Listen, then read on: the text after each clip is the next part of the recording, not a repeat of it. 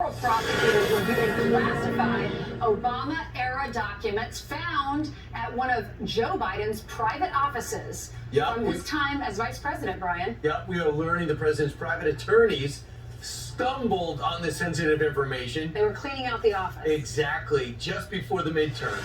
Alexandra Hoff joins us from the White House, where, Alexandra, we haven't heard from the White House officially, but you got to figure they don't have just a little egg on their face. They have a whole omelet, because this is embarrassing.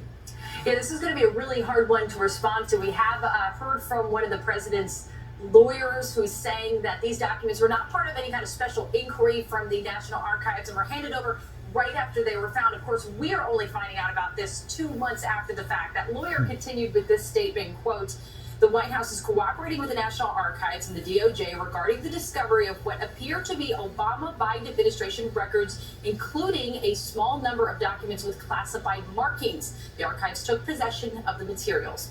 The Obama-Biden era files were found by Biden attorneys on November 2nd, just about 3 months after the raid of Mar-a-Lago, and about a month and a half after President Biden said this about his predecessor. When you saw the photograph of the top secret documents laid out on the floor at Mar-a-Lago, what did you think to yourself, looking at that image? How that could possibly happen. How anyone could be that irresponsible. Well, regarding what was found in his own former office, the president was tight-lipped, dismissing questions from reporters.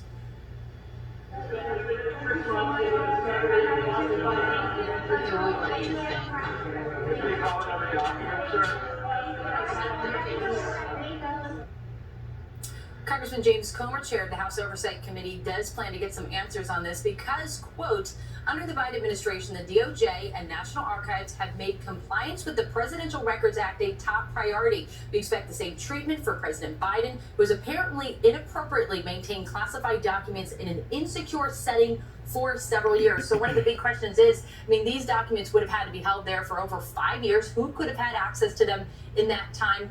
But a U.S. attorney out of Chicago has been appointed now by Attorney General Merrick Garland to investigate the matter. So we'll see what comes of that, guys. Wow, thanks, Alexandria. You know, on top of that, Donald Trump noticed about this, about what happened with the documents. He says, when is the FBI going to raid Biden's many homes, perhaps even the White House, and find out what else he has? The question is they won't.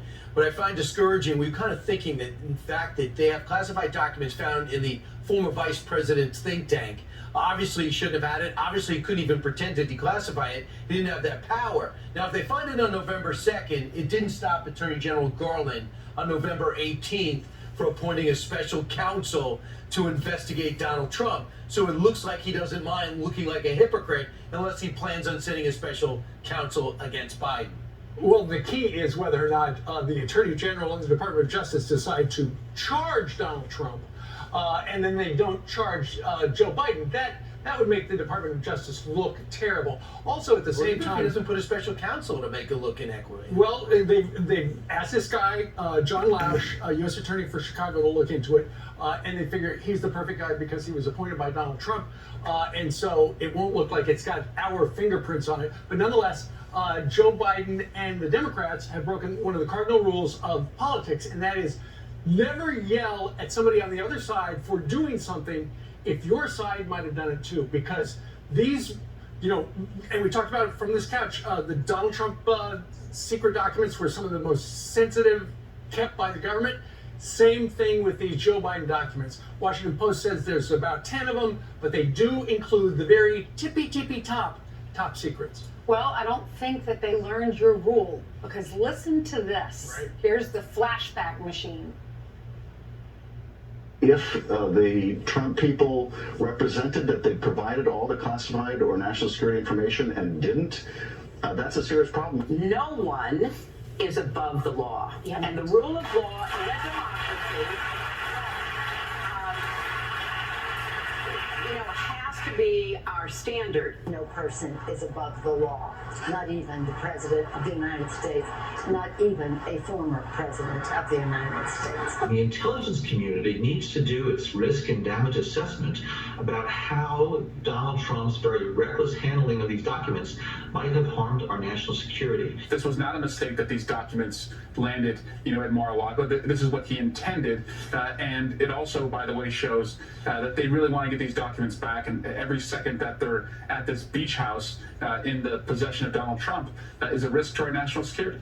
So can you imagine the risk to our national security since 2017? We didn't even know it. Is it a double standard? Will they treat Joe Biden the same way that they treated Donald Trump? Greg Jarrett says it blows a hole in the DOJ and the AG's ongoing investigation into Trump. And he says you can't say it's okay for Bill Clinton and now for Joe Biden and for Hillary Clinton when she used the bleach bed and the hammer, but not for Donald Trump. Well, let's see what the Department of Justice does, and let's see if we hear from all those people in that soundbite montage. Let's see what they today have to say about Joe Biden's secret documents. Meanwhile, we are so happy to bring here